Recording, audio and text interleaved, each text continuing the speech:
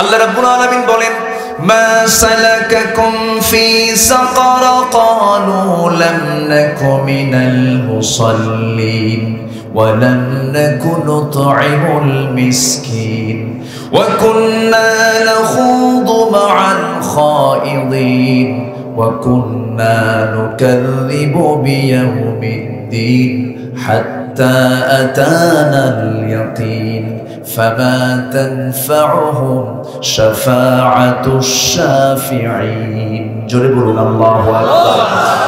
জাহান্নামে যাওয়ার এক নাম্বার কারণ হলো নামাজ না পড়া, নাম্বার 2 হলো বান্দার হক নষ্ট করে ফেলা, নাম্বার 3 হলো সমালোচনা করা, নাম্বার 4 হলো বিচার দিবসকে অস্বীকার করা।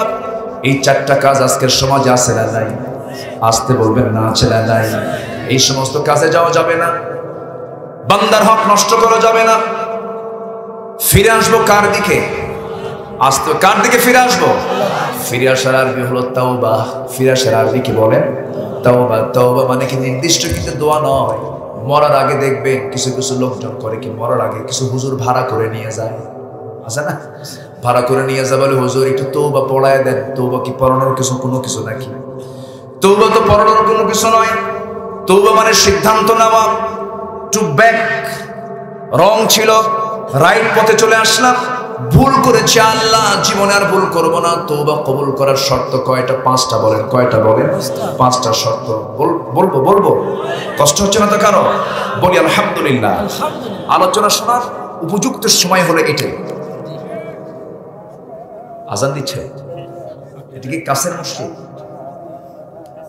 আরো কি আজান হবে আশেপাশে নাকি? একটু বলা দরকার ছিল।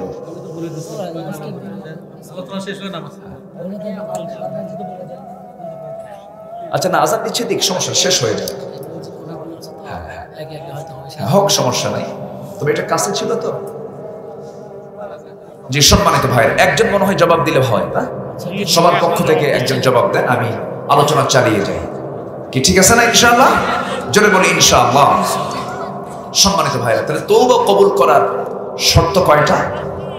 আসতে বলবেন, বলেন কয়টা বলেন? 5টা। 5টা শর্ত না পূরণ হওয়া পর্যন্ত বান্দার তওবা কবুল হবে না, তওবা কবুল হবে না। নাম্বার 1 হলো তওবা কবুলের শর্তের 1 নাম্বার শর্ত হলো তওবা কারো কাছে করা যাবে না, তওবা করতে হবে কার কাছে? আসতে বলবেন না, কার কাছে? আল্লাহর কাছে তওবা করতে হবে। ভুল হয়ে গেছে, আল্লাহ তুমি আমাকে মাফ করে দাও।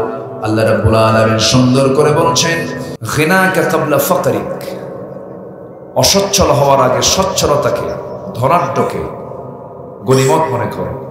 হায়াতাকা ক্বাবলা মাউতিক, মৃত্যুর পূর্বে জীবনকে গনিমত মনে করো। আও কামা ক্বালা আলাইহিস সালাতু ওয়াস সালাম, বলেছেন মুহাম্মদ সাল্লাল্লাহু আলাইহি ওয়াসাল্লাম। এর মধ্যে অন্যতম হলো সুস্থতা। আমরা সুস্থতাকে সাথে নিয়ে এসেছি, বলছি আলহামদুলিল্লাহ। সবাই বলছি আল্লাহুম্মা ইন্নী আসআলুকা আল হুদা ওয়াত তুকা ওয়াল আফাফা ওয়াল গিনা।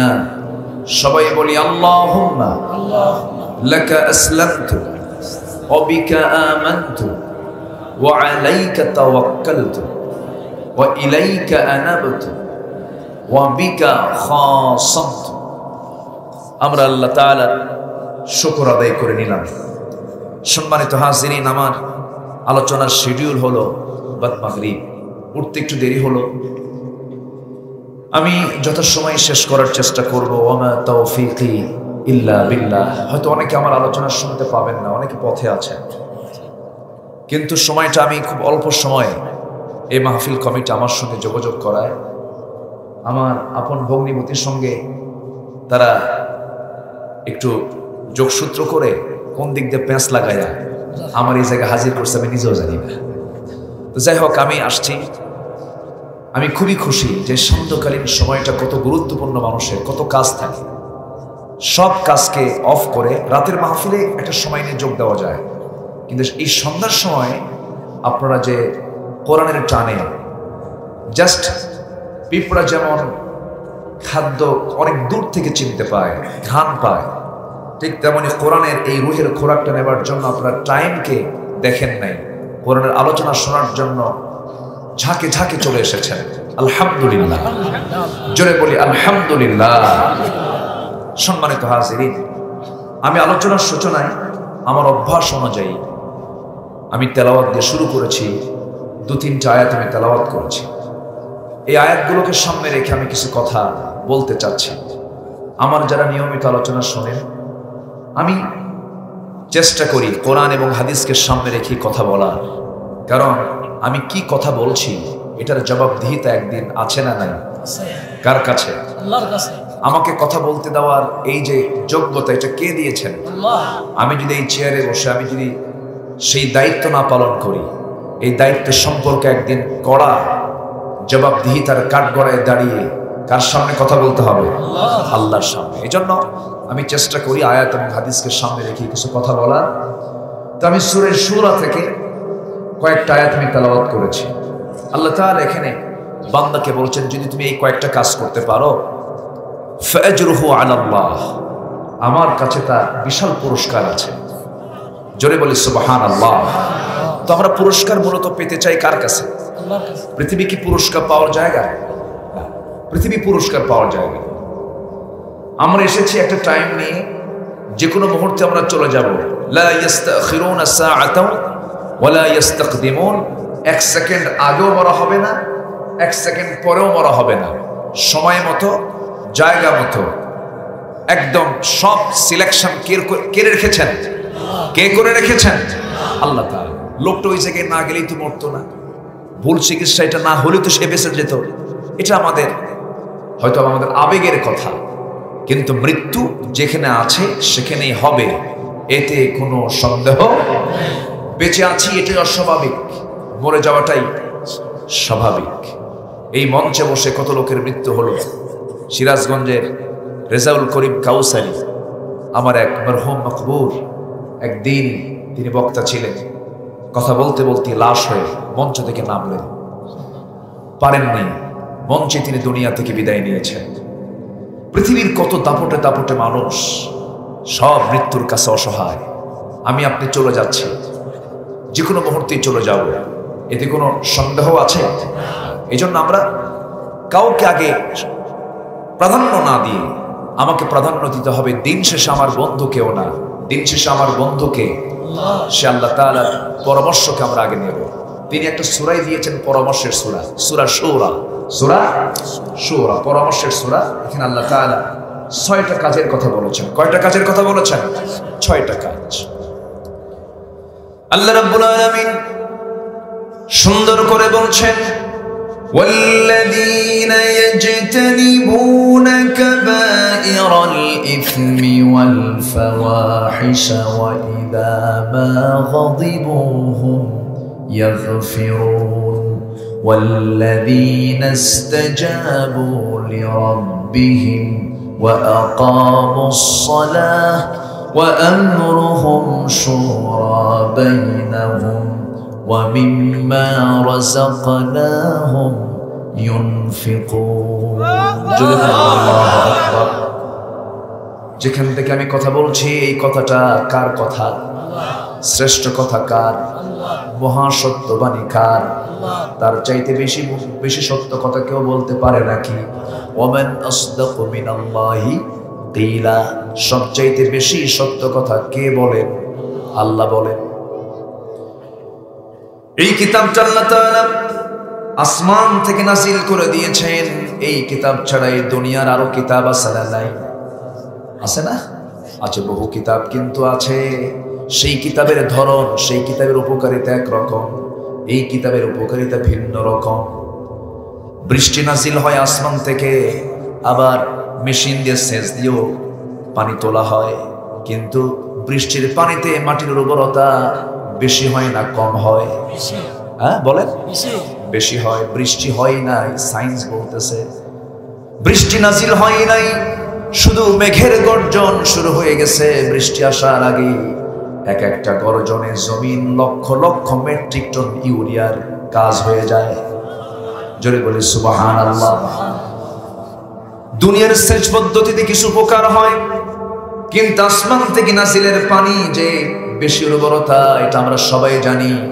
দুনিয়ার কিতাবের হয়তো কিছু উপকার আমরা পেতে পারি, কিন্তু আসমান থেকে নাজিল হওয়া কিতাবের উপকার আমার আপনার জন্য কম হবে না বেশি হবে? বেশি হয়ে যাবে। এই জন্য সমস্ত সিলেবাস রচনার আগে দেখতে হবে সিলেবাসে কোরআন আছে না নাই, ঠিক কি না? সিলেবাসে কোরআন আছে না নাই এটা আগে দেখতে হবে।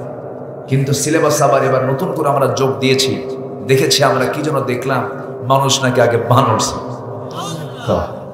এটা কোনো কথা? এটা ডারউইনের একটা বিবর্তনবাদ, তার একটা মতবাদ, সে তার একটা থিওরি, সে তার একটা গবেষণা সে উপস্থাপন করেছে। তার কি তফসির দেখেন, এটা সুস্থ লোকের প্রলাপ তো আমার কাছে মনে হয় না। সে বলতেছে মানুষ আগে বানর ছিল, সে বানর গাছের ডালে ডালে চলতে চলতে ডালের সাথে তার লেজের ঘষা খাইয়া খাইয়া সে বানর থেকে মানুষ হইয়া আমরা আজকে মানুষ হইয়াছি। আচ্ছা এটা বলেন তো, সুস্থ লোক বলবে না মদ খাওয়া লোক কবে? এটা বলেন। সম্মানিত ভাইয়েরা, বানরের বংশধরদের কাছ থেকে আদম সন্তানদের শিক্ষা নেবার কিছু নাই, ঠিক কিনা? আমাদের আব্বা আদম, আমাদের আব্বা কে? আদম। মাঝখানে বানর আসলো কেমন? ঘটনা একটা আছে আছে। ডারউইন হলো ইহুদি। ডারউইন কি? ইহুদি। তো ইহুদিদের মধ্যে একটা গ্রুপ শনিবারের একটা বিধান ছিল, ইয়ৌমুস সাbt। এই শনিবারের বিধানকে তারা লঙ্ঘন করেছিল। লঙ্ঘন করার কারণে আল্লাহ তাআলা কতিপয় কিছু ইহুদিকে তাদের চেহারাকে বিকৃত করে বানর বানায় দিয়েছিলেন। নাউজুবিল্লাহ। এটা কি মানে বানর থেকে মানুষ আসলো এটা ইতিহাস এটা বলতেছে? এটা একটা পানিশমেন্ট, একটা আযাব, একটা গজব। আল্লাহ রাব্বুল আলামিন বলেন, وَلَقَدْ عَلِمْتُمُ الَّذِينَ اعْتَدَوْا مِنْكُمْ فِي السَّبْتِ فَقُلْنَا لَهُمْ كُونُوا قِرَدَةً خَاسِئِينَ। শনিবারের বিধানকে লঙ্ঘন করার কারণে আল্লাহ রাব্বুল আলামিন তাদেরকে ঘৃণিত বিকৃত করে তাদেরকে শূকরে রূপ দিলেন। তার কয়েকদিন পরেই তারা দুনিয়া থেকে বিদায় নিয়েছে। ডারউইন চিন্তা করলো, আমাদের এই তকমাটা শুধু আমরা নেব কেন কাঁধে? গোটা বিশ্ব মানবতার উপরে চাপায়া দাও। কথা বলছেন? শুধু ইহুদিরা নেব কেন, সবাইকে চাপায়া দাও। এটা একটা ষড়যন্ত্র। আমার আব্বা আদম, আমার মা হাওয়া, কোন একটা সফরে আমি কোথায় যেন যাচ্ছিলাম, মনে হয় এয়ারপোর্ট হবে। একজন পীরজাদা আমার পাশে বসা আছেন, কিন্তু সালাম দিলে উত্তর নেয় না, খুব মশান নিয়ে। বুঝেন নাই? পাশে বসে আছে, সালাম দিলাম, কোনো প্রতি উত্তর, তেমন রিয়াক্ট নাই। তো আমি বললাম যে মোহতারাম, আমি তো একটু কথা বলতে চাচ্ছিলাম, তো আপনার পরিচয়? তো উনি কথা বলতেই চাচ্ছেন না। তো এক পর্যায়ে উনি বললেন, আমি পীরজাদা অমক। তাই বললাম, আপনি পীরজাদা অমক? আমি তো, আপনি পীরজাদা, আমি তো নবীজাদা। কি কথা কি বুঝতেছেন? তো আমার দিকে চোখ এরকম বড় বানাইছে। সম্মানিত ভাইয়েরা, আমি পীরকে শ্রদ্ধা করি। পীর যদি হক হক কোনো আপত্তি নেই। শাহজালাল ইয়ামিনী পীর না, শাহ পরান, শাহ সুলতান বলখি বগুড়ার মাটিতে শুয়ে আছেন, খান জাহান আলী, সম্মান শ্রদ্ধার কোনো কমতি আমাদের নাই। খাজা মাইনুদ্দিন চিশতি রহমতুল্লাহ আলাইহি, সম্মানের শ্রদ্ধার কোনো কমতি নেই। কিন্তু সকল পীরের ছেলেই কিন্তু পীরজাদা, সব তো পীরজাদা। দুই একটা হারামজাদা নাই? আস্তে কর, দুই একটা হারামজাদা আছে না নয়? নবীর বাপ যদি কাফের হয়, নবীর ছেলে যদি কাফের হয়, আছে না? নবীর বউ কাফের, নবীর ছেলে কেনা নূহ, নবীর বাপ আজর কি কাফের, আছে না নাই? কিন্তু আমার দেশে আজ পর্যন্ত কোন পীরের ছেলে, সবগুলি পীরজাদা। দুই একটা নাই? আছে না নয়? এই জন্য আমি কথার খাতিরে বললাম, আপনি তো পীরজাদা, আমি হলাম নবীজাদা। আমার বাপ আদম, আমি নবীর ছেলে। কি কথা ঠিক আছে না? পৃথিবীর প্রথম মানুষ আদম, পৃথিবীর প্রথম মানুষটাই নবী, পৃথিবীর প্রথম মানুষ জ্ঞানী, পৃথিবীর প্রথম মানুষ বিজ্ঞানী। আমার বাপ জ্ঞানী ছিলেন, মূর্খ ছিলেন না। কিয়ামত পর্যন্ত আদমের মতো শিক্ষিত মানুষ আর পৃথিবীতে আসবে না। আল্লাহ বলছেন ওয়াল্লামা আদামাল আসমাআ কুল্লাহা, আমি আল্লাহ আদমকে পৃথিবীর সকল কিছুর নামের শিক্ষা দিয়েছিলাম। পৃথিবীর কেউ এত বড় জ্ঞানী নাই। পাটের কত জাত, ধানের কত জাত, গমের কত জাত, পৃথিবীর কত সৃষ্টিগুলো, সমস্ত সৃষ্টির নাম ওয়াল্লামা আদামাল আসমাআ কুল্লাহা, সব কিছুর নাম তিনি জানতেন, এভরিথিং তিনি জানতেন। এখন বর্তমান প্রেজেন্ট ওয়ার্ল্ডে কোনো মানুষ কি বলতে পারবে সকল তারার নাম আমার জানা আছে, সকল সৃষ্টির নাম আমার জানা আছে, সকল প্রাণীর নাম আমার জানা আছে? কিন্তু আদম জানতেন। যেরকম সুবহানাল্লাহ, এত বড় জ্ঞানীর সন্তান হলাম আমরা। আর সেই ইতিহাসকে বিকৃত করে ক্লাস 6 এর সিলেবাসে বলা হচ্ছে মানুষ নাকি আগে বানর ছিল। হয় না, এগুলো আমরা মানবো না। দুনিয়ার কিতাবের কিছু উপকার আছে, কিন্তু দুনিয়ার কিতাব যদি কোরআনের বিরুদ্ধে যায়, ওই কিতাবের কোনো মূল্য আমার কাছে 4 পয়সাও নাই। ঠিক কি না? পৃথিবীর কোনো কিতাব দিয়ে কোরআন যাচাই হবে না, বরং এই কোরআন দিয়ে পৃথিবীর সকল কিতাব যাচাই হবে। আমার ভাইয়েরা, একটু কান লাগাই, সময় খুবই অল্প, তবে অল্প সময় হলেও আমলের নিয়তে যদি আমরা শুনি, অনেক সময় ব্যাপক সময়। আমলের জন্য বেশি ওয়াজ লাগে না, সামান্য ওয়াজ শুনলে আমলের জন্য যথেষ্ট হয়ে যায়। আমার নবীজি শর্ট করে করে কথা বলতেন, সামান্য জুমলার মধ্যে হাজারো কথা তার লুকানো থাকতো। আমার নবীজি যখন কথা বলতেন শর্ট করে বলতেন। এক সাহাবী এসে বলছেন, হুজুর আমি বেশি ওয়াজ শুনবো না, আমাকে একটা ওয়াজ দিয়ে দেন, একটা আমল দিয়ে দেন। রাসূল বললেন, সাহাবী তোমাকে একটা আমল শিখায় দিচ্ছি, জীবনে তুমি মিথ্যা কথা বলবা না, যাও। কে যেন একটা আয়াত তেলাওয়াত করেন আমার আগে, ইত্তাকুল্লাহ ওয়া কুনু মা'আস সাদিকিন, আল্লাহকে ভয় করো, সত্যবাদীদের অন্তর্ভুক্ত হয়ে যাও। ইত্তাকুল্লাহ ওয়া কুলু কাওলান সাদীদা, সত্য কথা বলো, তোমার সমস্ত ভুল আমলগুলো আল্লাহ তাআলা ইউসলিহ লাকুম আ'মালাকুম, সংশোধন করে দিবেন। তাহলে এর চাইতে আর বড় কিছু ওয়াজ আছে? আমার বন্ধুগণ, আল্লাহ তাআলা এই দুনিয়াতে আমাকে আপনাকে পাঠিয়েছেন। পাপের জায়গা দুনিয়া, আবার পাপ থেকে বাঁচার জায়গাও দুনিয়া। ফেরেশতার পাপ করার যোগ্যতা নাই, এই জন্য ফেরেশতার চাইতে আমাদের দাম বেশি। বলি আলহামদুলিল্লাহ। ফেরেশতার গুনাহ করার যোগ্যতা আছে নাকি? নাই, এই জন্য গুনাহ করবে কেমনে? তার তো গুনাহ হবেই না। কিন্তু আমাদের গুনাহ করার যোগ্যতা থাকার উপর আমরা গুনাহ করি না, কার ভয়ে? আল্লাহ। এই জন্য আমাদের সম্মান মর্যাদা কম না বেশি? বেশি। আল্লাহ বলছেন, বান্দা তুমি 6টা কাজ করো। সূরা শুরা 38, 37, 38, 39 নম্বর আয়াত। আল্লাহ রাব্বুল আলামিন বলছেন, والذين يجتنبون كبائر الإثم والفواحش وإذا ما غضبوا يغفرون। নাম্বার 1 হলো যারা পাপকে নিয়ন্ত্রণ করবে, পাপ থেকে যারা বাঁচবে। আমাদের বড় টার্গেট হবে, আমার তাহাজ্জুদ মিস হলেও কোনো বড় ধরনের ক্ষতি হবে না, আমার যদি কিছু জিকির আজকার বাদ পড়ে যায় বড় ধরনের কোনো ক্ষতি হবে না। কিন্তু বড় বড় গুনাহ যদি আমার জীবনে হয়ে যায়, মারাত্মক রেকর্ড হয়ে গেল, রেড সিগন্যাল পেয়ে গেলাম। বড় বুজুর্গি শুধু তাহাজ্জুদ পড়া নয়, সবচেয়ে বড় বুজুর্গি হলো গুনাহ ছেড়ে দেওয়া, গুনাহ মুক্ত জীবন গড়া। একজন বড় বুজুর্গের পরিচয় হবে তার জীবনে গুনাহ থাকবে না, গুনার বিরুদ্ধে অবস্থান করবে। কিন্তু সমাজে কিছু লোক আছেন দেখবেন, গুনাহও করে, নামাজও পড়ে, আবার প্লাস মাইনাস হিসাব করে, যোগ বিয়োগ দিয়ে তো আমার ওজন কিছু ভারী হবে, আমি জান্নাতে যাবই।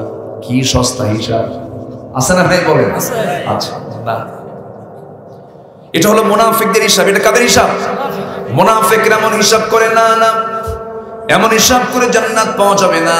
আল্লাহ রাব্বুল আলামিন বলছেন এই আয়াতের অনুকূলে, ইনতাজতানিবু কাবাইরা মা তুনহাউনা আনহু নুকাফির আনকুম সাইয়্যাতিকুম ওয়া নুদখিলকুম মুদখালান কারীমা। ও বান্দা, তুমি যদি তোমার জীবন থেকে কবিরা গুনাহগুলোকে মাইনাস করে ফেলো, আমি আল্লাহ তোমার জীবনের যত ছোট খাটো, আমি জানি কুরবানি দিলে পরে আমি সব পাবো না, পশু যদি চুরিকৃত হয়, কিন্তু চুরি করার গুনাহ আর কুরবানির সওয়াব প্লাস মাইনাস মাঝখান দিয়ে অন্তত তোমার গোশত খাওয়া বোনাস আছে। এরকম টাইপের লোক আছে না নাই? আচ্ছা, এইরকম সিস্টেম করে জান্নাত পাওয়া যাবে না। আল্লাহকে বলছেন তুই আগে পাপ ছাড়, আগে গুনাহগুলো ছেড়ে দে। আজকের সমাজে মদের বোতল আছে না নাই? সুদের কারবার আছে না নাই? জেনার কারবার আছে না নাই? জুয়া খেলা আছে না নাই? মোনাজাত ধরে, কি ধরে? জুয়া মোনাজাত ধরে। আমার ভাইয়েরা, এই চারটা অপরাধীর কথা বললাম, মদ, সুদ, জেনা, জুয়া, এই সমস্ত চারটা কাজ মুসলিম সমাজের কাজ না আবু জেহেলের সমাজের কাজ? বলেন কোন সমাজের কাজ? আবু জেহেলের সমাজের কাজ। আর সেই সমাজ, সেই কাজগুলো চলতেছে কোন সমাজে? এটা কি মুসলিম সমাজ বলা যাবে নাকি? কেমনে বলবেন আপনি? মুসলিম সমাজের বৈশিষ্ট্য হলো পাপ করা কঠিন হবে, সওয়াবের কাজ করা সহজ হয়ে যাবে। কিন্তু আজকে সওয়াবের কাজ করা কঠিন, পাপ কাজ করা সহজ। আসতে বলবেন না, জোরে বলুন ঠিক কিনা? বিয়া সহজ না জেনা সহজ? বলেন, জেনা সহজ। জেনাটা ইজি হয়ে গেছে, আজকে বিয়েটা কঠিন হয়ে গেছে, বিয়ে করতে চায় না।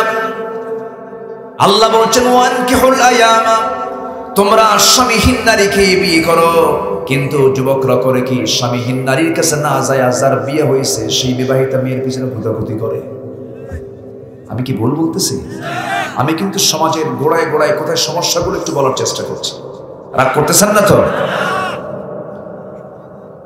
আমার বন্ধুগণ, একটু কান লাগান, মনোযোগ দিয়ে শোনার চেষ্টা করুন। পাপের দিকে যাওয়া যাবে না, পাপ নিয়ে চলে গেলে পরে বড় ক্ষতি হয়ে যাবে। আমার ভাইয়েরা, জীবনের ক্যারিয়ার হলো, সবচাইতে বড় ক্যারিয়ার হলো পাপ মুক্ত জীবন গড়া। এর চাইতে বড় ক্যারিয়ার নাই। পিএইচডি হোল্ডার হলাম, মাস্টার্স ডিগ্রি নিলাম, কামিল পাশ করলাম, ডাক্তার হলাম, জজ হলাম, ব্যারিস্টার হলাম, নেতা হলাম, এমপি হলাম, সচিব হলাম, মন্ত্রী হলাম, রাষ্ট্রপতি হলাম, সব কিছু হয়ে গেলাম, কিন্তু আমি পাপ মুক্ত জীবন এই ক্যারিয়ার গড়তে পারলাম না। আমার বিন্দু পরিমাণ মূল্য আমার আল্লাহর কাছে নাই। আল্লাহ বলছেন ইন্না খালাকনাকুম মিন যাকারিন ওয়া উনসা ওয়া জাআলনাকুম শুউবান ওয়া ক্বাবাইলা লিতাআরাফু ইন্না আকরামাকুম ইনদাল্লাহি আতকাকুম। জোরে বলুন আল্লাহু আকবার। তোমাদের মধ্যে কোন মন্ত্রী কি, কোন এমপি কে, কোন চেয়ারম্যান কে, কোন মাওলানা কে, কোন শায়েখ কে, কোন কবি কে, কোন সাহিত্যিক কে, কোন গবেষক, কোন জজ, কোন ব্যারিস্টার আমার কাছে দামি না। প্রধানমন্ত্রীর গণভবন, রাষ্ট্রপতির বঙ্গভবনের বাড়ির সামনের ফকিরটাও যদি আমারে বেশি ভয় করে, রাষ্ট্রপতির চাইতেও ফকিরের দাম আমার কাছে সব চাইতে বেশি। জোরে বলি সুবহানাল্লাহ, আরো জোরে বলি সুবহানাল্লাহ। আমরা তো মরেই যাব ভাইরে, কেউ তো বাঁচার জন্য আসি নাই। এই যে বসে আছেন মুরব্বী, বসে আছেন, এই যে মুরব্বী বসে আছেন, আমার রফিক ভাই বসে আছেন, এই যে আমার ভাইরা বসে আছেন, এই মুহূর্তে মরে যাব না তার কোনো গ্যারান্টি আছে নাকি? মরে তো যেতেও পারি। হঠাৎ করে ঘাড় মটকে পড়ে গেলাম, ধরুন ঘাড় মটকে একজন এখানে পড়ে গেল, কিচ্ছু করতে পারবেন নাকি? হাজার হাজার মানুষ কিছুই করতে পারবেন না। বড় জোর এখান থেকে একজন ফোন দিবেন উপজেলা স্বাস্থ্য কমপ্লেক্সে, অ্যাম্বুলেন্স ডেকে আনবেন, হাজির হয়ে যাবে, অ্যাম্বুলেন্সে আপনাকে উঠায় দেবে মরা লাশ। শুধু ড্রাইভারকে চোখের পানি ফেলতে ফেলতে বলে দিবেন, ড্রাইভার এই যে লাশটা নিয়ে যাও, তার বাড়িতে পৌঁছায় দাও। বাড়িতে নিয়ে যাবে, কিন্তু আপনার পাষাণ ছেলে, পাষাণ বউ, পাষাণ ভাই কেউ ঘরের মধ্যে তুলবে না, কেউ ঘরের মধ্যে তুলবে না। ও মাসাকিন তারাদাউনাহা, তোমার প্রিয় ঘর, যে ঘরের বিছানা ছাড়া কোথাও ঘুম হয় না, গোটা দুনিয়া ঘুরে আসো, নিজের বিছানায় আসলে পরে কত তৃপ্তি পাও। মরে গেছো তুমি, কিন্তু তোমার বাপ, তোমার বউ, তোমার ভাই, তোমার আত্মীয় স্বজন কেউ তোমাকে ঘরের মধ্যে তুলবে না, উঠানেও জায়গা হবে না, বেলকুনিতেও জায়গা হবে না। তোমার জন্য জায়গা হবে কোথায়? কিছুক্ষণ তাও, কিছুক্ষণ দেরিও করবে না। তোমার ছেলেটা বলে ফেলবে, তাড়াতাড়ি জানাজা দিয়ে দাও, লাশ ফুলে উঠতেছে।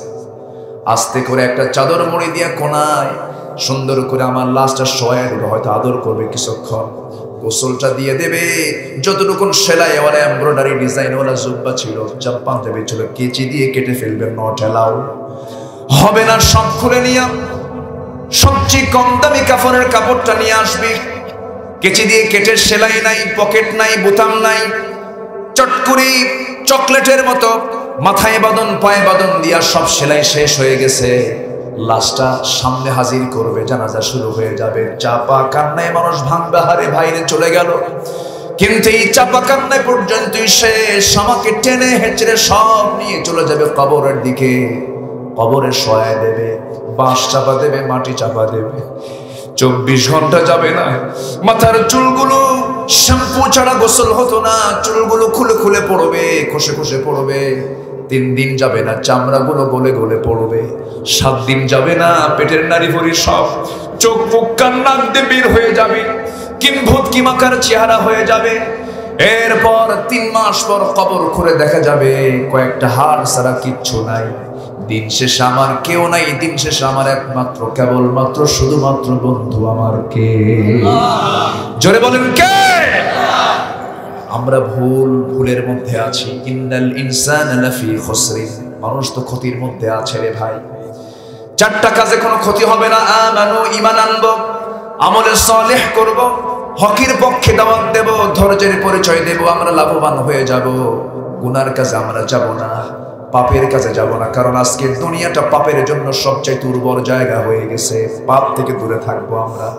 কু আনফুসাকুম ওয়া আহলিকুম নারা, নিজেই বাঁচো, জাহান্নাম থেকে বাঁচার চেষ্টা করো, পরিবারকে জাহান্নাম থেকে বাঁচার চেষ্টা করো। আমি সবাইদেরকে আমি পার্সোনালি একটা ওয়াজ করে যাচ্ছি, একটু মাথায় কান লাগাবেন, এই কথাটা শুনবেন। ভাইরে, এই আখিরের জামানায় সবচেয়ে বড় চ্যালেঞ্জ হলো নিজে বাঁচা, পরিবারকে বাঁচানো। সন্তানগুলো মদ খায়, সন্তানগুলো অসৎসঙ্গে শেষ হয়ে যাচ্ছে, বাতিল নেতাদের নেতৃত্ব মানতে গিয়ে চরিত্র হারাচ্ছে, ঠিক কিনা? সব ধ্বংস হয়ে যাচ্ছে। আপনার ডিভাইস গুলো দিয়ে দিয়ে ছোট্ট ছোট্ট বাচ্চারাও শেষ হয়ে গেল। নাটকের মঞ্চের সময় গেল, টেলিভিশনের স্ক্রিনের সময় চলে যাচ্ছে, ধ্বংসের দিকে চলে যাচ্ছে। সূরা লোকমান পরিবারকে দিবেন, সূরা হুজরাত পরিবারকে দিবেন, সূরা নূর পরিবারকে দিবেন। এই সমস্ত সূরাগুলো পরিবারের সূরা। প্রত্যেকটা পরিবারের প্রত্যেকটা গার্জিয়ান সময় দেওয়ার দরকার আছে না নাই? আসতে বলবেন না, আছে না নাই? সময় দিতে হবে। জাহান্নাম থেকে পরিবারকে বাঁচাতে হবে, নিজকে বাঁচাতে হবে। জাহান্নামে যাওয়া যাবে না, পাপ করব না, পাপের ধারে পাশে আমরা যাব না। জোরে বলি ইনশাআল্লাহ, আরো জোরে বলি ইনশাআল্লাহ, আরো জোরে বলি ইনশাআল্লাহ। আমার ভাইরা, দুঃখ লাগে আমার দেশে আজকে নামাজি বেশি না বেনামাজি বেশি? বলেন, নামাজি বেশি না বেনামাজি বেশি? আজকে মুসলিম সমাজ নামাজি 99% হওয়ার কথা ছিল, হয়তো 1% নামাজ পড়তেছে না। তাদেরকে আমরা ইনফর্ম করব, বুঝাবো, চলে আসবে। কিন্তু আজকে যদি মারামারি লাগে, নামাজি কারা বেনামাজি কারা, নামাজি লোক পারবে না। 95% নামাজ পড়ে না, কি ঠিক কিনা বলেন? 95% নামাজ পড়ে না, বাকি 5% নামাজ পড়ে। আমার বন্ধুগণ, এটা কি মুসলিম সমাজের চিত্র হতে পারে নাকি? না। আমার বন্ধুগণ, নামাজটা পড়তে হবে সবার আগে। জাহান্নামে যাওয়ার 1 নাম্বার কারণ হবে কি না আদায় করা। আসলে কি না আদায় করা? নামাজ না আদায় করা। আল্লাহ রাব্বুল আলামিন বলেন, মা সালাকাকুম ফি সাকার, ক্বালু লাম নাকু মিনাল মুসাল্লিন ওয়া লাম নাকু নুতঈমুল মিসকিন ওয়া কুন্না নাখুদু মা'আল খাইদিন ওয়া কুন্না নুকাযযিবু বিয়াউমিদ্দিন হাত্তা আতানাল ইয়াকিন ফামা তানফাউহুম শাফাআতুশ শাফিঈন। জোরে বলুন আল্লাহু আকবার। জাহান্নামে যাওয়ার 1 নাম্বার কারণ হলো নামাজ না পড়া। নাম্বার 2 হলো বান্দার হক নষ্ট করে ফেলা। নাম্বার 3 হলো সমালোচনা করা। নাম্বার 4 হলো বিচার দিবসকে অস্বীকার করা। এই 4টা কাজ আজকের সমাজে আছে না নাই? আসতে বলবেন না, আছে না নাই? এই সমস্ত কাজে যাওয়া যাবে না। বান্দার হক নষ্ট করা যাবে না। ফিরে আসবো কার দিকে? আসতে কার দিকে ফিরে আসবো? ফিরে আসার আরবি হলো তাওবা। ফিরে আসার আরবি কি বলেন? তাওবা। তাওবা মানে কি নির্দিষ্ট কিন্তু দোয়া নয়। মরার আগে দেখবেন কিছু কিছু লোকজন করে কি, মরার আগে কিছু হুজুর ভাড়া করে নিয়ে যায়, আছে না? ভাড়া করে নিয়ে যায় বলে হুজুর একটু তওবা পড়ায় দেন। তওবা কি পড়ানোর কিছু কোনো কিছু নাকি? তওবা তো পড়ানোর কোনো কিছু নয়। তওবা মানে সিদ্ধান্ত নেওয়া, টু ব্যাক। রং ছিল, রাইট পথে চলে আসলাম। ভুল করেছি আল্লাহ, জীবনে আর ভুল করবো না। তওবা কবুল করার শর্ত কয়টা? 5টা বলেন। কয়টা বলেন? 5টা শর্ত। বলবো কষ্ট হচ্ছে না তো কারো? বলি আলহামদুলিল্লাহ। আলোচনা শোনার উপযুক্ত সময় হলো এটাই। আজান দিচ্ছে, এটা কি কাছের মসজিদ? আরো কি আজান হবে আশেপাশে নাকি? একটু বলা দরকার ছিল।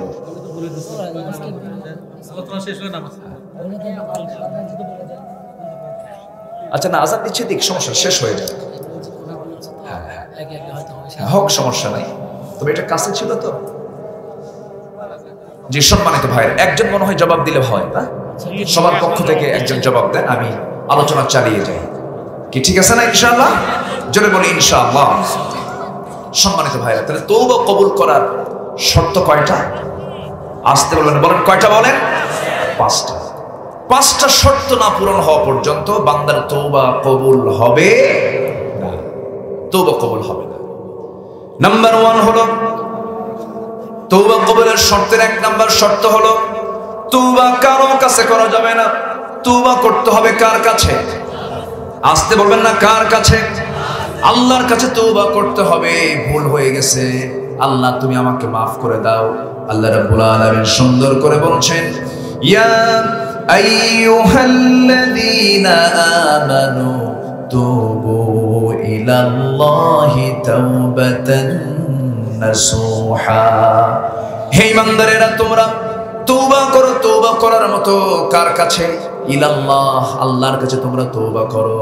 তওবাতান নাসুহার মতো তওবা তোমরা করো। যেমন করে তওবা করলে আল্লাহ কবুল করবেন, তেমন করে তোমরা তওবা করো। নাম্বার 2 হলো নিজেকে অনুশোচনা, নিজের মধ্যে অনুশোচনা আসতে হবে, অনুতপ্ত হতে হবে। ভুল হয়ে গেছে, আল্লাহ চোখের পানি ফেলে ফেলে অনুশোচনা প্রকাশ করে আল্লাহর কাছে মাফ চেয়ে নিতে হবে। নাম্বার 3 হলো যে ভুলটা করেছি সিদ্ধান্ত নিতে হবে, এই ভুল, এই গুনার জীবনে আমি কখনো করতে যাব না। আমার কথা কি বোঝা যায়? যাচ্ছে তো বোঝা? খুব গুরুত্বপূর্ণ কথাগুলো মাথায় রাখতে হবে আমার ভাইয়েরা। নাম্বার 1 তওবা করব কার কাছে? নাম্বার 2 অনুতপ্ত হতে হবে, নিজেকে আসামি মনে করে, অপরাধী মনে করে আল্লাহর কাছে চাইতে হবে। নাম্বার 3 হলো যে ভুলটা করেছি সিদ্ধান্ত নিতে হবে, আল্লাহ এই ভুল আর জীবনে আমি করব না। নাম্বার 4 হলো জীবনে যত বড় গুনাহ হবে সামনে আসবে, কোনো বড় কোনো গুনার দিকে যাব না, কোনো গুনার দিকে যাব না। নাম্বার 5 হলো বান্দার হক যা নষ্ট করেছি সব হক আগে ফেরত দিয়ে দেব। বান্দার হক না ফেরত দেওয়া পর্যন্ত তওবা কবুল হবে না। এই জায়গায় ধরা আছে না নাই? ধরা আছে না নাই? অনেক অন্যের মাল মেরে খাওয়াকে যোগ্যতা মনে করে, আছে না নাই? অন্যের মাল মেরে খেয়েছে সে নাকি বড় যোগ্যতা।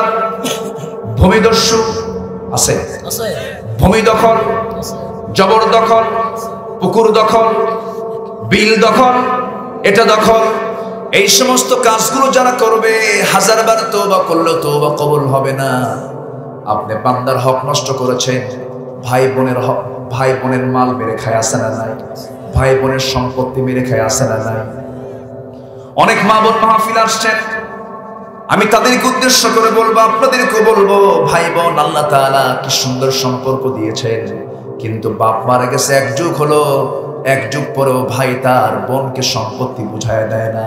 এমন ভাই তো শাহজাহানপুরে নাই? আছে। বাবাদের ভিতর থেকে এখন মনে মনে খুব খুশি হচ্ছে, ভাই কিছু বসে আছে, দেন কিছু বসান দিয়ে দেন। কিন্তু না না, কোনো কষ্ট দেওয়ার জন্য আমি বলছি না, চেঞ্জ হওয়ার জন্য বলছি, সংশোধন হয়ে যায় আমরা। কি দরকার? আল্লাহ আমাকে ভাই বানিয়েছেন, আমার বোনকে বোন বানিয়েছেন, কিন্তু সম্পত্তি ভাগ করার জন্য কোরআনে বক্তব্য আছে না নাই? লিযযাকারি মিসলু হাযযিল উনসাইন। এবং আয়াতের শেষে বলা হলো তিলকা হুদুদুল্লাহ, এগুলো আল্লাহর সীমা, লঙ্ঘন করলে কিন্তু জাহান্নাম। বান্দার হক ওয়াবুদুল্লাহ ওয়া লা তুশরিকু বিহি শাইআন ওয়া বিল ওয়ালিদাইনি ইহসানান ওয়া বিযিল কুরবা ওয়াল ইয়াতামা ওয়াল মাসাকিন। আল্লাহু আকবার। আমার ভাইরা, হক নষ্ট করা যাবে না। হক নষ্ট হলে পরে বান্দার তওবা কবুল হবে না। এক যুগ হয়ে গেছে, বোনের সম্পত্তি ভাই বুঝায় দেয় না, কিন্তু মাঝে মাঝে টেকনিক করে দাওয়াত দেয়। বছরে 2-3 বার বোনকে দাওয়াত দিয়ে এসে গরু খাওয়ায়, খাসি খাওয়ায়, মিষ্টি খাওয়ায়, তেল পিঠা, চিতল পিঠা, সব পিঠা খাওয়ায় দিয়া পাম্পট্টি দিয়ে পাশে বসে সুন্দর করে বোনকে বুঝায়, বলে বোন শোনো, তুমি কি জানো নাকি অংশ নিলে কিন্তু ধ্বংস হয়? কি ফতোয়া দিল দেখে। আছে না নাই বলেন? আছে না নাই? এটা কি কোরআন থেকে ওয়াজ না শয়তান থেকে ওয়াজ? শয়তান থেকে এই কথাগুলো বলতেছে, অংশ নিলে কিন্তু ধ্বংস হয়, এই জাতীয় কোনো কথা বলা যাবে না। বোন যা পাবে বুঝায় দিতে হবে। আপনি 12 বছর ধরে যে ধানগুলো আপনি বোনের সম্পত্তি থেকে নিয়ে গোলা ভরিয়েছেন, আপনি গোলা ভর্তি করেন না, এগুলার মধ্যে আপনি জাহান্নাম ভর্তি করেছেন। এগুলো করা যাবে না। হক নষ্ট করা যাবে না। যার হক তাকে ফেরত দিয়ে চাইতে হবে কার কাছে? আল্লাহর কাছে। কোন সম্পত্তি আপনি জবরদখল করেছেন হবে না, তাকে ফেরত দিতে হবে। আমার ভাইয়েরা, অনেক লোক আছে প্রতিবেশীকে কষ্ট দেয়, নিজের বাড়ি রাস্তার সাথে পিছনের বাড়িওয়ালা তার রাস্তাটা নাই, পাশে দিয়ে হেঁটে হেঁটে যায়, রাস্তা আটকায় দেয়। এমন লোক তো শাহজাহানপুরে নাই। আমি আজকে চেয়ারম্যানের কাজ করে দিচ্ছি। রাস্তা বন্ধ করে দেয়, অথচ হাদিসে আসছে রাসূল বলেছেন, যদি আমার উম্মতের জন্য যদি কষ্ট না হতো, প্রতিবেশীকে আমি সম্পত্তির ওয়ারিস বানায় দিতাম। কি সম্পত্তির ওয়ারিস? আমার ভাইয়েরা, আপনি আজকে রাত্রে বাড়িতে লাশ হয়ে পড়ে থাকলেন, মরে গেলেন। আপনার ভাই চট্টগ্রাম, আপনার বোনের বাড়ি দুপচাচিয়া নওগাঁ, আপনি মারা গেছেন। এই লাশটার ব্যাপারে যত্ন নেওয়ার ক্ষেত্রে সবচেয়ে বেশি এগিয়ে আসবে ওই ভাইগুলো না প্রতিবেশী? কে আগে আসবে? প্রতিবেশী। রাগারাগি করা যাবে না। হিংসা সবচেয়ে মারাত্মক বড় অপরাধ। ক্বালা ইয়াকুম ফিল হাসাদ ফাইনাল হাসাদা ইয়াকুলুল হাসানাত কামা তাকুলুন নারুল হাতাব। হিংসা করো না। হিংসার সমস্ত আমলকে জ্বলে পুড়ে শেষ করে দেয়, যেমন করে আগুন সমস্ত কাঠকে জ্বলে পুড়ে ছারখার করে দেয়। যে হিংসা করবে সে সুস্থ হবে না, সে অসুস্থ হবে। হিংসা করলে মানুষ সুস্থ থাকে না, রাগারাগি করলে মানুষ সুস্থ থাকে না। এক সাহাবী কি রাসূল দেখি 3টা দিন বললেন, এই সাহাবী আমার জান্নাতি, এই সাহাবী আমার জান্নাতি, এই সাহাবী আমার জান্নাতি। ওমরে ফারুক এই কথা শুনেই ভাবলেন, এই সাহাবীর অবশ্যই ব্যক্তিগত কিছু আমল আছে। তিনি চলে গেলেন তার বাড়িতে। 3টা দিন 3টা রাত থাকলেন, কিছুই পেলেন না। তেমন বলছে, ভাই তোমাকে দেখে রাসূলের মতো মানুষ, তোমাকে জান্নাতি বলার কারণটা কি? কি এমন আমল তুমি করো? সঙ্গে সঙ্গে সেই সাহাবী বলছেন, ভাই ওমর, আমার ব্যক্তিগত আমল বলতে একটা আমল করি। রাতের বেলা যখন ঘুমাতে যাই, সেই সময় আমি কারো উপরে কোনো রাগ রাখি না, কোনো হিংসা রাখি না, কোনো ক্ষোভ রাখি না। সবাইকে আমি মাফ করে দিই মন থেকে। সঙ্গে সঙ্গে ওমর ফারুক চোখের পানি ফেলতে ফেলতে বলছে, ভাই রে, এই জন্য আল্লাহ তাআলা তোমার জন্য জান্নাতটা ওয়াজিব করে দিয়েছেন। জোরে বলি সুবহানাল্লাহ, আরো জোরে বলি সুবহানাল্লাহ। আজকের সমাজে হিংসা কম না বেশি? প্রতিশোধ কম না বেশি? ইট খেলে পাট খেলে খাইয়া ফালাবো, আছে না নাই? আছে না নাই? না, প্রতিশোধ নেওয়া কোনো যোগ্যতা নয়, ক্ষমা করা যোগ্যতা। রাগ করা কোনো যোগ্যতা নয়, ধৈর্য ধরা যোগ্যতা। জঙ্গল বানানোর জন্য পরিশ্রম করা লাগে না, যাবেন না, কয়েক বছর জঙ্গল হয়ে যাবে।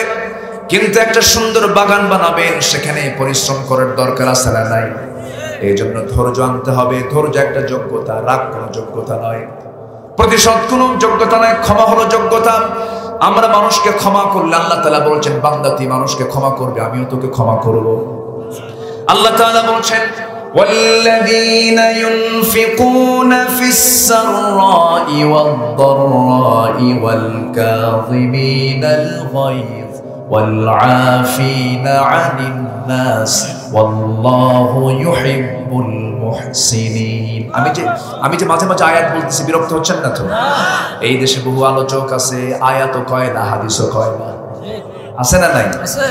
তারে নারে বান্দরে কলা খাইছেন দূরে, 2 ঘন্টা 3 ঘন্টা ওয়াজ হয়, সুর ছাড়ে না, শুরু থেকে শেষ পর্যন্ত সুরের মূর্ছনায়, বক্তাও কান্দে, শ্রোতাও কান্দে।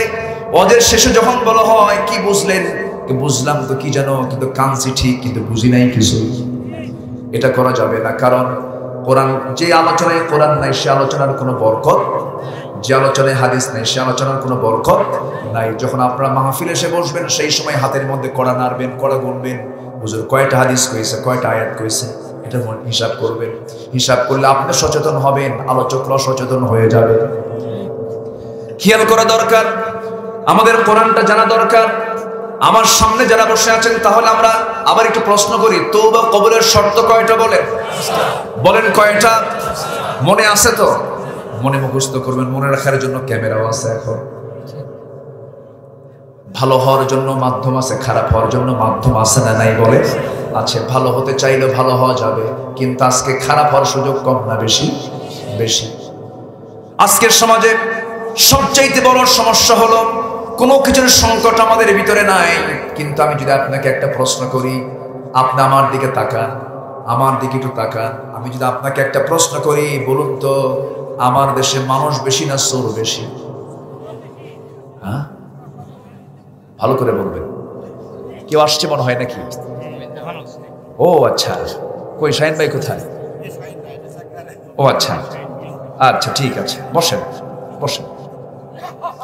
হ্যাঁ বসেন। অতিথিরা অনেকে আসছেন। জি আলহামদুলিল্লাহ। আচ্ছা, তাহলে আমি প্রশ্ন করেছি একটা, বুঝতে পারছেন কিনা? আমার দেশে মানুষ বেশি না চোর বেশি? হ্যাঁ, চোর বেশি। তাহলে চোর যদি বেশি হয়, তাহলে কি আমরা ভালো আছি না খারাপ আছি? খারাপই তো আছে। প্রশ্ন করি, আমার দেশে নামাজি বেশি না বেনামাজি বেশি? যে নামাজ পড়ে না তার চেয়ে বড় চোর আছে দুনিয়াতে? বলেন, তার চেয়ে বড় চোর আছে? সম্মানিত ভাইয়েরা, এদেশের স্বাধীনতার স্থপতি বঙ্গবন্ধু শেখ মুজিবুর রহমান, তিনি দেশের জন্য অনেক কাজ করেছেন। এদেশের নেতৃত্বে তিনি অনেক ভূমিকা পালন করেছেন, অনেক ভূমিকা তিনি দিয়েছেন। তিনি দেশ স্বাধীনের পরে আফসোস করে কিছু কথা বলেছিলেন, খুব কষ্ট থেকে, হৃদয় কষ্ট নিয়ে। মানুষ দেশ স্বাধীন করে পায় তেলের খনি, গ্যাসের খনি, স্বর্ণের খনি, আমি পাইছি চোরের খনি। এই থামে, আমারে বলতে দেন। তিনি কি কথাটা কি অযৌক্তিক বলেছেন না যৌক্তিক বলেছেন? মিথ্যা বলেছেন না সত্য বলেছেন? এবং তিনি এই কথাও বলেছেন, আমার ডানে চোর, বামে চোর, সামনে চোর, পিছনে চোর। সম্মানিত ভাইয়েরা, তাহলে সেই সমাজকে পরিবর্তন করার জন্য আমাদের দেশে সবচাইতে বড় সংকট, কোনো কিছুর সংকট নেই। গোটা দুনিয়া আপনি সফর করে আসেন, আমার দেশের মতো বরকতময় দেশ পৃথিবীর কোথাও পাবেন না। সমুদ্র, পাহাড়, নদী, নালা, খাল, বিল, সমতল, আল্লাহ তাআলা এত সুন্দর করে বানিয়েছেন, এত সুন্দর করে বানিয়েছেন। এমন সুন্দর দেশ পৃথিবীর কোথাও খুঁজে পাবেন না। সবকিছুই ছিল। সবচেয়ে বড় সংকট হচ্ছে আমার দেশে, সবচেয়ে বড় ক্রাইসিস হলো সৎ যোগ্য নেতৃত্বের সংকট। ঠিক কিনা? আমার দেশে নেতা বেশি না কর্মী বেশি? বলেন বলেন, নেতা বেশি না কর্মী বেশি? কেউ কর্মী হতে চায় না, কেউ সামনে থাকতে চায় না, সবাই মঞ্চে আসে, মঞ্চ ভেঙে যায়। কি ঠিক কিনা? কিন্তু মসজিদের মিম্বার কখনো ভেঙেছে? মিম্বারে বসে কয়জন? আসতে বলেন, কয়জন বসে? আসতে হবে। নেতৃত্ব নামাজ থেকে আসতে হবে। বেনামাজি না তাদের মুখে আমরা থুতু মারি, থুতু মারি, থুতু মারি। যারা আল্লাহর হক নষ্ট করে, তার বান্দার হক নষ্ট করবে। কষ্ট পাচ্ছেন? সম্মানিত ভাইয়েরা, সম্মানিত বন্ধুগণ, আল্লাহ তাআলা বলছেন, তুমি 6টা কাজ করো, ফাজরুহু আলাল্লাহ, আমার কাছে বিশাল পুরস্কার আছে, আমি তোমাকে দিয়ে দেব। একটা ন্যূনতম জান্নাত যদি আল্লাহ দেন, সে জান্নাত হবে 10টা পৃথিবীর মতো একটা জান্নাত। জোরে বলি সুবহানাল্লাহ। মনে ছোটখাটো হয়ে গেছে নাকি জান্নাত? কয়টা পৃথিবী? 50 কোটি 10 লক্ষ বর্গ মাইলের 228টি দেশ মিলে এই দুনিয়া। এই দুনিয়ার মতো আরো 9টা 10টা দুনিয়া হবে একজন বান্দার জন্য জান্নাত। জোরে বলি সুবহানাল্লাহ। দুনিয়া এই সামান্য ক্ষণিক জীবনের জন্য কত কি মনে রাখি আমরা। ব্যাংকের অ্যাকাউন্ট নাম্বার মনে রাখি, মোবাইলের পাসওয়ার্ড মনে রাখি, কত লক মনে রাখি, কত নাম্বার মনে রাখি। মুরব্বীর বয়স 60 বছর, যদি বলি চাচা কোরআনটা পড়তে পারেন, বাবা মুখে আসে না, বাবা পড়তেই পারি না বাবা। চাচা আপনার যে শাহজাহানপুর পৌরসভার সামনে যে 10 কাঠা জায়গা ছিল, দাগ নাম্বার কত? কি 93। ওটা মনে আছে, আসে না? নাই, মনে আছে। আবার শুক্রবারে কি বলে, রবিবার আর মঙ্গলবার কোর্ট ছাড়েন না তিনি, কোর্টের বারান্দায় ফাইল নিয়ে ঘুরতেছে। চাচা এখানে কেন? কি বাবা 10 বিঘা জমির মামলা চলতেছে, উকিল বোঝে না, মাঝে মাঝে একটু বুঝায় দিয়ে যায়। তাহলে উকিলকেও জ্ঞান দিতে পারেন, দাগ নাম্বারও জানেন। 60-70 বছর জিন্দেগির জন্য যদি দাগ নাম্বার, CS, RS, খতিয়ান, মাঠ পড়ছে সব যদি মুখস্থ থাকে, 10টা পৃথিবীর মতো একটা জান্নাত দিবেন আল্লাহ তাআলা। তার কি দাগ নাম্বার জানার দরকার আছে না? একটু কি পরিশ্রম করার দরকার আছে না? নাই। জান্নাতেরও দাগ নাম্বার আছে। জান্নাতের 1 নাম্বার ক্লাস হলো জান্নাতুল ফিরদাউস। এই জান্নাত যদি কেউ পেতে চাও, আল্লাহ বলছেন ও বান্দা, সূরা কাহফের শেষে দেখো দাগ নাম্বার আছে। সূরা মুমিনুনের সামনের দিকে দেখো দাগ নাম্বার দিয়েছি। আমি কাকে জান্নাতুল ফিরদাউসটা দেব? ইন্নাল্লাযীনা আমানু ওয়া আমিলুস সালিহাত কানাত লাহুম জান্নাতুল ফিরদাউসি নুজুলা খালিদিনা ফিহা লা ইয়াবগুনা আনহা হিওয়ালা। ঈমান যারা আনবে, আমলে সালেহ যারা করবে, তাদের জন্য 1 নাম্বার জান্নাত। 1 নাম্বার জান্নাতে সবাইকে যেতে চান নাকি? 1 নাম্বার জান্নাত আল্লাহর আরশের সাথে লাগানো। জোরে বলে সুবহানাল্লাহ। আল্লাহর আরশটা কি 2-3 মাইল দূরে নাকি? আরশ আজিম হলো 7 আসমান, পেরিয়ে আরশ আজিম যেখানে বসে আছি আমরা, এখান থেকে সূর্যটা কত দূরে থাকলে পরে এত ছোট দেখা যায়। এই সূর্যটা এত বড়, এরকম পৃথিবী 13 লক্ষ যোগ দিলে পরে একটা সূর্যের সমান হয়। জোরে বলেন সুবহানাল্লাহ। আবার তারকার দিকে আপনি তাকান, মিটি মিটি করে জোনাকির মতো জ্বলা তারকা। ওই তারকা যদি আমরা জোনাকির মতো দেখতে পাই, কিন্তু ওই সূর্যের চাইতে ব্যাটেল জুইস একটা তারকা আছে 33 কোটি গুণ বড়। সুপারনোভা 8টা, প্রক্সিমা সেন্ট্রাই, চাঁদের দেশে মানুষ গেল, মঙ্গল গ্রহে মানুষ গেল। মানুষ যদি চিন্তা করে আমরা তারকার দেশে চলে যাব, পৃথিবীর সবচেয়ে নিকটবর্তী তারকা হলো প্রক্সিমা সেন্ট্রাই। প্রক্সিমা সেন্ট্রাইয়ে যদি কেউ যেতে চায়, দুনিয়ার কোনো সাধারণ কোনো যানবাহনে চললে হবে না, নভোযানে চড়তে হবে। পৃথিবীর দ্রুতগামী নভোযান প্রেজেন্ট ওয়ার্ল্ডে অ্যাপোলো 11, যার গতি হলো ঘন্টায় 39,000 কিলোমিটার। 39,000 কিলোমিটার বেগে ওই গতিতে চড়ে যদি কেউ রওনা দিয়ে দেয়, ওই প্রক্সিমা সেন্টারে নামক সেই তারকার দেশে যেতে সময় লেগে যাবে 1,15,000 বছর মাত্র। যাবেন কারা কারা? কেমনে যাবা? যাওয়ার তো কোনো সুযোগ নাই। কেমনে যাবা তুমি? 1,15,000 বছর সময় লেগে যাবে। বাঁচবো কয়দিন? মাত্র সামান্য তারকার দেশ, এ তো মহাশূন্য। আল্লাহ তাআলা প্রত্যেকটা গ্যালাক্সির ভিতরে, প্রত্যেকটা গ্যালাক্সির মধ্যে আল্লাহ রাব্বুল আলামিন 50 বিলিয়ন করে তারকা রেখে দিয়েছেন। 1 বিলিয়ন সমান হলো 100 কোটি। একটা গ্যালাক্সির মধ্যেই আছে। কে রেখে দিয়েছেন বলেন? আল্লাহ রেখে দিয়েছেন। এরপরে আসমান, এরপরে আকাশ, এরপরে মহাশূন্য, এরপরে আকাশ। 7টা আসমান পেরিয়ে আরশ আজিম কত দূর। আল্লাহ বলছেন, বান্দা আমি আমার রাসূলকে যেমন মেরাজের মধ্য দিয়ে স্পেশাল ফ্লাইটে করে আমার আরশ আজিমের মেহমান বানিয়ে নিয়েছি, তুই সুন্দর করে নামাজ পড়বি, বান্দার হক নষ্ট করবি না, তওবা করে আমার কাছে আসবি, গুনাহমুক্ত হয়ে আসবি। আমি তোকে স্পেশাল ফ্লাইটে করে আমি আমার পাশেই তোকে আমি আরশ আজিমের পাশেই জান্নাতের মেহমান বানিয়ে নেব। জোরে বলি সুবহানাল্লাহ। সেই জায়গার একটা জায়গা নেব আমরা, জান্নাত নেব। এত সস্তা। এই সপ্তাহে একদিন নামাজ পড়লাম, সুদের কারবারও করলাম, ভাবতেছি আল্লাহ তুমি জান্নাত না দিয়ে আমার যাবা কই? কোনো ঠেকা পড়ে নাই। এরকম চিন্তা করে জান্নাত পাওয়া যাবে নাকি? ওই রকম চিন্তা করে জান্নাত পাওয়া যাবে না। জান্নাত পেয়েছেন আসিয়া, এত সহজে জান্নাত তার জোটে নাই। আসিয়ার নাম সবাই শুনেছেন। কার বউ? বলেন কার বউ? ফেরাউনের বউ হওয়ার পরও তার সম্মান কিন্তু দুনিয়াতে কম ছিল না। একটা রাষ্ট্রের রাষ্ট্রপতি, সেই রাষ্ট্রপতির বউ মিসেস রাষ্ট্রপতি, কি পাওয়ার! ফার্স্ট লেডি ছিলেন আসিয়া আলাইহিস সালাতু ওয়াস সালাম। ফার্স্ট লেডি, ফেরাউনের স্ত্রী, 2 নম্বর নাগরিক ওই রাষ্ট্রের। এত বড় সম্মান পদবি পাওয়ার পরেও তিনি যখন হকটা বুঝলেন, আল্লাহকে যখন বন্ধু বানায় নিলেন, সঙ্গে সঙ্গে ইসলামটা কবুল করে নিলেন, দিনটা গ্রহণ করে নিলেন। ফেরাউন এসে আস্তে করে বলছে, আসিয়া কি যেন শুনলাম তুমি নাকি দিন গ্রহণ করে নিয়েছো। আসিয়া বলছেন, আমার স্বামী, আমি তো সেই রবকে আমি গ্রহণ করেছি যে রব আমারও রব আপনারও রব, আপনি কালিমা পড়ে নেন। ফেরাউন বলছে, আসিয়া আমিও জানি, কিন্তু আমি তো কালিমা পড়তে পারবো না, আমার ক্ষমতা, আমার পাওয়ার, কোন আইন চলবে না আমার জনপদে, আল্লাহর কোন বিধান ফেরাউনের জনপদে চলবে না, মিশর নামক এলাকায় চলবে না, সব আমার আইনে চলবে।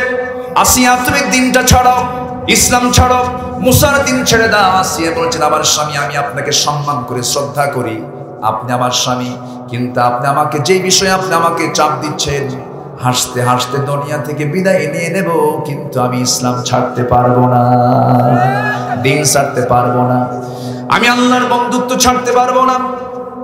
ফেরাউন সঙ্গে সঙ্গে জরুরি পরামর্শের বৈঠকের ডাক দিল, হামানকে ডাক দিল। হামান, কি করা যায়? ও ফিরআউনা ওয়া হামানা ওয়া জুনুদাহুমা। হামান বলতেছে, খবরদার ও ফেরাউন, এই ভুল করা যাবে না, মূলই শেষ করতে হবে। পরিবার ঠিক না হলে ওখান থেকে গন্ডগোল শুরু হয়ে যাবে, প্রয়োজনে শেষ করে দিতে হবে। এমন সিদ্ধান্ত যখন চূড়ান্ত হয়ে গেল, আসিয়ার সামনে সেই ফেরাউন বলছে, আসিয়া, দাম্পত্যময় জীবন ভালোই চালালাম, সবকিছুই তো ঠিক আছে, আমি তোমাকে কি সম্মানটা দিলাম না? এ রাষ্ট্রে আমি তোমাকে বিশাল বড় রাজরানীর মর্যাদা দিয়েছি, তুমি কি এগুলো চাইবা না? তুমি কি চাইবা? আসিয়া বলছেন, আমি দুনিয়ার কিচ্ছু চাই না, আমি পেতে চাই আমি আল্লাহর পাশের ঘর। যেরকম সুবহানাল্লাহ। সূরা তাহরিমটা পড়েন। সূরা তাহরিমের মধ্যে আসছে, আসিয়া আলাইহিস সালাতু ওয়াস সালামকে শেষ পর্যন্ত তারা সিদ্ধান্ত পাকাপোক্ত করে ফেলেছে। 2 হাত বেঁধে ফেললো, 2 পা বেঁধে ফেললো। জল্লাদ চলে আসলো, করাত নিয়ে তার কপালের কাছে চলে আসলো, কপালে করাত বসাবে। শেষবারের মতো বলে দিল, আসিয়া, তোমার জীবনটা বাঁচাতে যদি চাও, এখনো সময় আছে, তুমি কি করবে বলো? আসিয়া বলছেন, আমার চূড়ান্ত কথা হলো, আমার প্রতি অত্যাচারের মাত্রা যত বাড়তে থাকবে, আমার ঈমান তত পাকা হয়ে যাবে। সঙ্গে সঙ্গে আসিয়া আলাইহিস সালাতু ওয়াস সালামের মাথায় যখন করাত চালানো হবে, অধিকাংশ তাফসীরে সূরা তাহরিমের তাফসীর এসেছে, সেই সময় আসিয়া কি সুন্দর করে দোয়া করলেন। যে আসিয়া তাওরাত কিতাবের অনুসারে ছিলেন, তার দোয়াটা সূরা তাহরিমে স্থান পেয়ে গেল। তিনি দোয়া করছেন, রব্বি বিনিলি ইনদাকা বাইতান ফিল জান্নাহ ওয়া নাজ্জিনি মিন ফিরআউনা ওয়া আমালিহি। ও আল্লাহ, আমার স্বামী আমাকে আজকে মেরে ফেলছে দিনের কারণে, ইসলামের কারণে, আমি মনে হয় দুনিয়া থেকে বিদায় হয়ে যাব। আল্লাহ, আমার আত্মীয় আগে নয়, আমার স্বামী আগে নয়, আমার ভাই আগে নয়, আমার দুনিয়া আগে নয়, তুমি আল্লাহ, তুমি আগে আমার। আমি দুনিয়া থেকে বিদায় নিচ্ছি, তোমার কাছে একটাই ফরিয়াদ, আমার জন্য বানায় দিবা রব্বি বিনিলি ইনদাকা, তোমার কাছে বাইতান, একটা ঘর, ফিল জান্নাহ, জান্নাতের মধ্যে একটা ঘর শুধু আমার জন্য চাই, কিন্তু সেই ঘরটা যেন তোমার ঘরের সাথেই হয়। জোরে বলে সুবহানাল্লাহ। আল্লাহকে কত কাছে টানলে পরে এই জাতীয় দোয়া আসে। আল্লাহ বলেছেন, দুনিয়ার মানুষ কিয়ামত পর্যন্ত আসিয়ার দোয়া আমি কোরআনে ঢুকায় দিলাম, আমি কোরআনে ঢুকায় দিলাম। আমরা তো ধাঁধার মধ্যে পড়ে আছি, আমরা আসল বন্ধু তালাশ করি না। আল্লাহ বলছেন, বান্দারে তুই আমার দিকে হেঁটে হেঁটে আসিস, আমি তোর দিকে দৌড়ে দৌড়ে যাই। ও বান্দা, তুই কি জানিস সে শাজিম থেকে আমি প্রত্যেক রাত্রি আকাশে আসি তোকে মাফ করার জন্য। যেরকম সুবহানাল্লাহ। ফিস সামাঈদ দুনিয়া আলা মিন মুস্তাগফিরিন ফাগফির লাহ, কোন ক্ষমা প্রার্থী আছে আমার কাছে ক্ষমা চাবে, আমি তাকে ক্ষমা করে দেব। অতএব আমার ভাইয়ের আজকে থেকেই সিদ্ধান্ত নেব, কোন কবিরা গুনার দিকে যাব না। রাজি আছেন নাকি? কোন শিরকের গুনাহ করব না, দুনিয়ার কোন আইন মানব না, আইন মেনে চলবো কার? আসতে বলবেন না কার? পৃথিবীতে আইন 2 প্রকার, একটা হচ্ছে হিউম্যান ল, আর একটা হচ্ছে আল্লাহ লর্ড ল, আল্লাহর আইন। দুনিয়ার আইন হিউম্যান ল কে মানা যাবে না, মানতে হবে কার আইন? এক জায়গায় না সব জায়গায়? এক জায়গায় না সব জায়গায়। না মানলে মুশরিক, মানলে ইমানদার, না মানলে সে ব্যক্তি তাগুত হয়ে যাবে, মানলে সে ব্যক্তি মুমিন হয়ে যাবে। আল্লাহর আইনকে মানলে সে মুমিন হয়ে যাবে, আর বান্দার আইনকে মানলে সে মুশরিক হয়ে যাবে, তাগুত হয়ে যাবে। তাগুতের পথে, শিরকের পথে আমরা যাব না। জীবনের সকল জায়গায় আমরা বিধান মেনে চলবো কার? আসতে বলবেন না কার? আজান হলেই কোথায় যাব? আসতে বলবেন না কোথায় যাব? নামাজ 5 ওয়াক্ত পড়বেন। কারা কারা হাত তুলে দেখান তো দেখি, জোরে বলি ইয়া আল্লাহ, ইয়া রহমান, ইয়া রহিম। আমাদেরকে 5 ওয়াক্ত সালাত আদায় করার তৌফিক তুমি আল্লাহ দিয়া দাও। জোরে বলি আমিন, আরো জোরে আমিন। কষ্ট দিয়ে ফেললাম মনে হয়, আলোচনা চলুক, কোনো আপত্তি নাই তো? নামাজ আমার আলোচনার পরেই হবে, এরপরে আবার সেকেন্ড অধিবেশনে আমার প্রিয় ভাই এই শাহজাহানপুরেরই তিনি সন্তান, খুব বড় মাহির জাইয়্যিদ আলেম, আমার প্রিয় ভাই মাওলানা আব্দুস সালাম হাফিজাহুল্লাহ, তিনি কথা বলবেন। আমি আর কিছু সময় আমি আছি, আমি খুবই খুশি, আনন্দিত। এই মাগরিবের সময় হাজার হাজার মানুষের অংশগ্রহণ, আমি অভিভূত, আমি আনন্দিত, আমি খুবই খুশি হয়েছি। শাহজাহানপুরের মাটি কোরআনের জন্য একটি উর্বর জায়গা।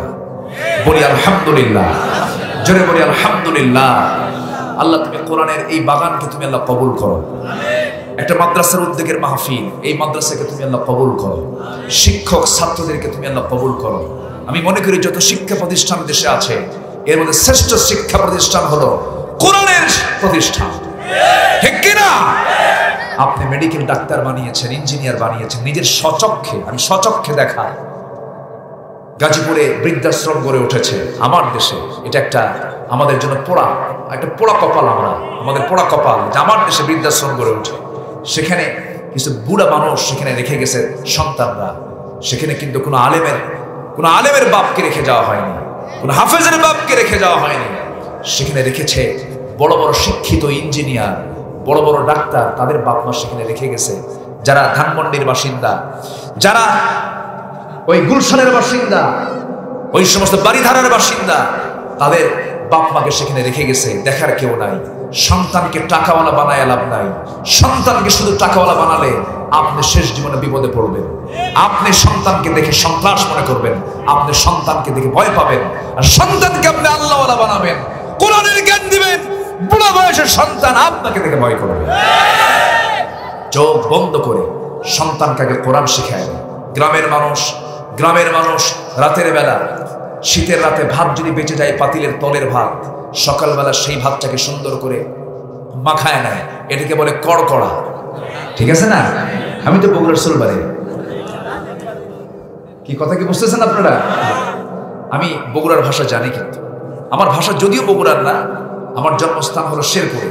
তো সিরাজগঞ্জের ভাষার সাথে আমার মাতৃভাষার মিল আছে। গেদা কনে গেছিল বা কি যাও হৌগা, তরহারি, ডেহি, সালু, এরকম করে কথা বলো তারা।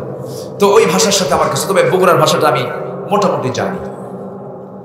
তো কড়কড়া বলে, কি বলে? কড়কড়া।